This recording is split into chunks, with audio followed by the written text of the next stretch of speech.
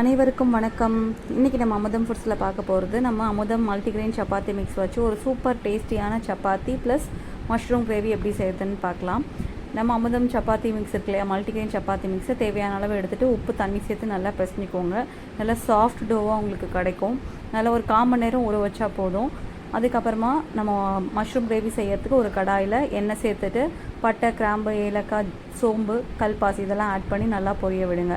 நம்ம அமுதம் மல்டிகிரெயினில் 10 வகையான தானியங்கள் சேர்த்து செய்கிறோம். பஞ்சாபி கோதுமை, கம்பு, கேழ்வரகு, சோயாபீன்ஸ், பச்சை பயிறு, பார்லி ரைஸ், இந்த மாதிரி 10 வெரைட்டி ஆஃப் தானியங்கள் சேர்த்து செய்கிறோம். ரொம்ப ஹெல்த்தியானது. நிறைய பேர் இப்போ டயட் கான்ஷியஸாக இருக்கும். அவங்கெல்லாம் நார்மல் சப்பாத்தி எடுத்துக்கிறத விட மல்டிகிரெயின் எடுத்துக்கும் போது நிறைய ஃபைபர் கண்டென்ட் அவங்களுக்கு கிடைக்கும்.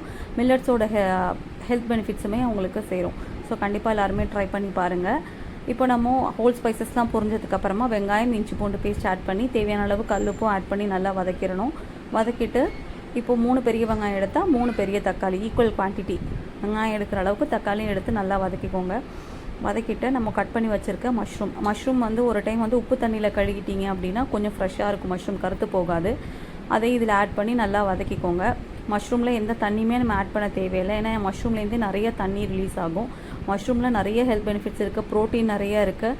நான் வெஜிடேரியன் அவாய்ட் பண்ணுறவங்க வெஜிடேரியன்ஸ் எல்லாம் மஷ்ரூம்ஸ் அடிக்கடி சேர்த்துக்கிறது ரொம்ப நல்லது.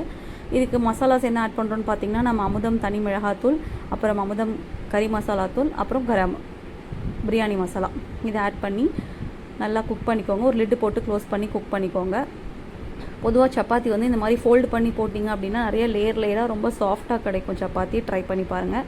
நம்ம மல்டிகிரெயின் இல்லை, நார்மல் சப்பாத்தி இந்த மாதிரி ஃபோல்டு பண்ணி போடும்போது நல்லாவே லேயராக ரொம்ப சாஃப்டாக இருக்கும். ட்ரை பண்ணி பாருங்கள். இந்த சப்பாத்தியை இப்போ நான் கிட்ஸ்க்கு போடுறதுனால மேலே சுற்றி கீ ஆட் பண்ணியிருக்கேன். இதே நம்ம நார்மலாக சுகர் பேஷண்ட்ஸோ இல்லை ஒரு கொலஸ்ட்ரால் பேஷண்ட்ஸ்லாம் சாப்பிட்றோம் அப்படின்னா நம்ம எண்ணெயே சேர்க்காமல் செய்யலாம். ஃபுல்கா மாதிரி ரொம்ப டேஸ்ட்டாக இருக்கும். எண்ணெய் சேர்க்கலைனாலுமே இது நல்ல சாஃப்டாகவே இருக்கும்.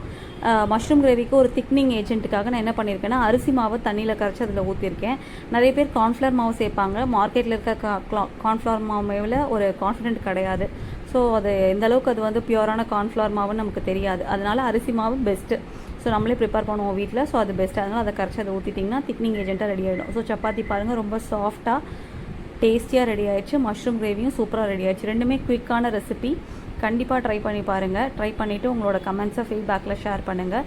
நம்மக்கிட்ட 25+ ப்ராடக்ட்ஸ் இருக்குது. உங்களுக்கு தேவைப்பட்டுச்சு அப்படின்னா வாட்ஸ்அப் பண்ணி வாங்கிக்கலாம். தேங்க்யூ.